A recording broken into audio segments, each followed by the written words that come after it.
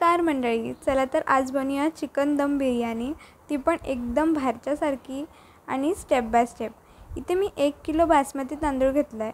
त्याला चांगलं धुवून 20 ते 25 मिनिटं पाण्यात भिजू द्यायचं आहे, जोपर्यंत तो त्याची साईज मोठी करत नाही तोपर्यंत।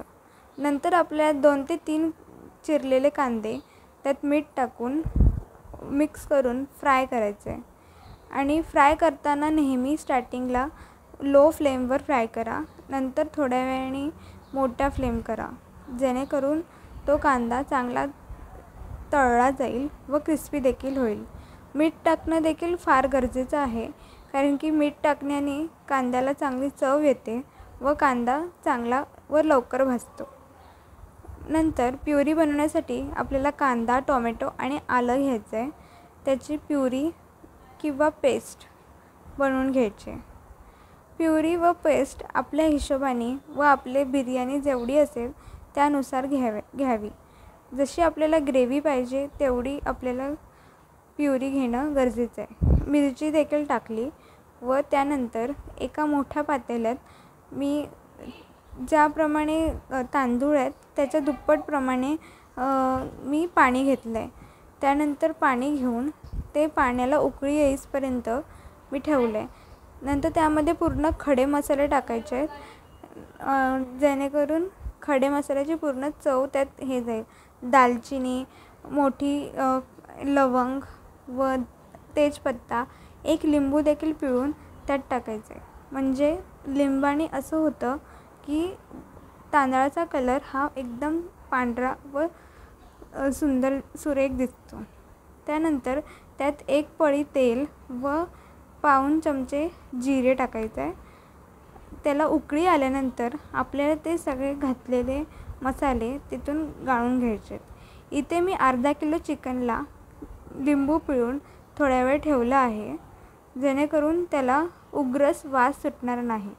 त्यानंतर इथे उकळी आल्यावर पाण्यामध्ये आपल्याला तांदूळ व त्यात सगळे तांदूळ त्यात घालून घ्यायचे।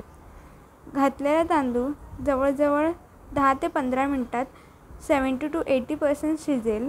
त्यानंतर तो तांदूळ आपल्याला पूर्णपणे गाळून काढून घ्यायचा आहे, जोपर्यंत पूर्ण तो पाणी निघत नाही तोपर्यंत तांदूळ हलवत राहायचं आहे।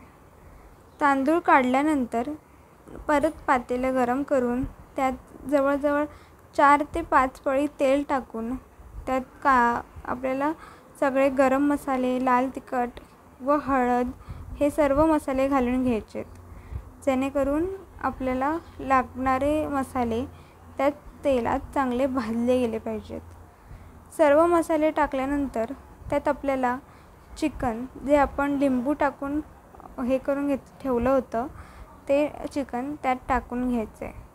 चिकन चांगलं तेलात भाजून पूर्ण लालसर व असं कडक होत नाही तोपर्यंत चिकन फ्राय करत राहायचं आहे। चिकन चांगलं फ्राय झाल्यानंतर त्यात आपण बनवलेली प्युरी ॲड करू शकतो। इथे मी प्युरी आधी बनवली होती, ती थोडी कमी पडल्यामुळे मी त्यात अजून 3 टोमॅटो व 1 कांद्याची प्युरी मी पुन्हा बनवली व त्यात टाकली। त्यानंतर जोपर्यंत प्युरी चांगली तेलात भाजत नाही तोपर्यंत गॅस मोठा ठेवायचा आहे व चिकन चांगलं परतत राहायचं आहे। आधी ही प्युरी मी बनवली होती, ती फार कमी वाटत होती, त्यामुळे मी नंतर बनवलेली प्युरी थोड्या वेळानंतर टाकली। तो व्हिडिओ शूट करायचा राहूनच गेला। नंतर ती प्युरी टाकल्यानंतर त्यामध्ये आपल्याला सुहाना चिकन बिर्याणी मसाला टाकायचा आहे, जेणेकरून त्याचा वास व सुगंध मस्त सुंदर येईल। त्यानंतर आपल्या चवीनुसार मीठ टाका, नंतर चिकन मसाला टाका। चिकन मसाला टाकणं हे पूर्णपणे ऑप्शनल आहे, तुम्हाला टाकायचं असेल तर तुम्ही टाकू शकता। इथे मी भाजलेला कांदा टाकला आहे, कोथिंबीर व नंतर उकळलेला तांदूळ टाकायचा। उकळलेला तांदूळ हा पूर्ण पसरून घेऊनच टाकायचा। त्यानंतर पसरल्यानंतर त्याच्यावरती 1 चमचा तूप टाकून सर्वीकडे पसरून घ्यायचा।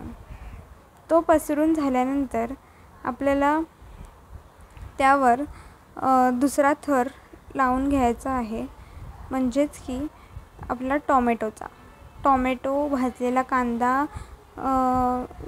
कोथिंबीर, नंतर कलर देखील ऑप्शनल आहेत. मी इथे हिरवा, पिवळा आणि लाल हे 3 कलर वापरलेत. तुमच्या म्हणण्यानुसार तुम्ही कलर टाकू शकता. नंतर परत इथे शिजवलेला भात आपण याच्यावरती पसरून घ्यायचा आहे. नंतर जी आपण ग्रेव्ही मध्ये काढून ठेवली होती ती ग्रेव्ही वरती पसरवायची. थोडीशी त्यातली ग्रेव्ही ठेवून आपण एंडला देखील टाकणार आहोत. परत इथे थोडेसे गोल चिरलेले टोमॅटो, कांदा, कोथिंबीर, 1 चमचा तूप हे सर्व मिक्स करून याच्यावरती ठेवायचं आहे. मी इथे थोडंसं दही देखील टाकते. दही पूर्णपणे ऑप्शनल आहे. नंतर पुन्हा कलर, हिरवा कलर, लाल कलर, नंतर पिवळा कलर, सगळे कलर टाकून घ्यायचेत. सगळे कलर टाकल्यानंतर परत त्याच्यावरती आपल्याला तिसरी थर लावायची. तिसरी थर लावताना पूर्णपणे उरलेला भात त्याच्यावरती टाकून घ्यायचा. त्यानंतर त्यावर उरलेलं आपण ठेवलेली ग्रेव्ही टाकायची. पुन्हा तळलेला कांदा, टोमॅटो, कोथिंबीर आणि नंतर त्यावर सगळे पुन्हा कलर टाकायचे. 1 चमचा तूप टाकायचा आणि दही, कलर्स. इथे कलर तुम्हाला खरंच ऑप्शनल आहेत. तुम्हाला आवडत असेल तरच टाका. आणि त्यानंतर त्याच्यावरती आपल्याला इथे कोळशाची तडका द्यायचा आहे. तर त्यासाठी एकीकडे कोळसा देखील गरम व्हायला ठेवा. कोळसा जेव्हा पूर्णपणे गरम होईल तेव्हा त्याच्यावरती ठेवून त्याच्यावरती तूप टाका. तूप टाकताना पटकन तूप टाकल्यानंतर त्याच्यावरती झाकण ठेवा. झाकण ठेवल्यावर पूर्ण त्याच्यावरती जड राहील असं काहीतरी ठेवा आणि आपली दम 10 ते 15 मिनटं देऊन आपली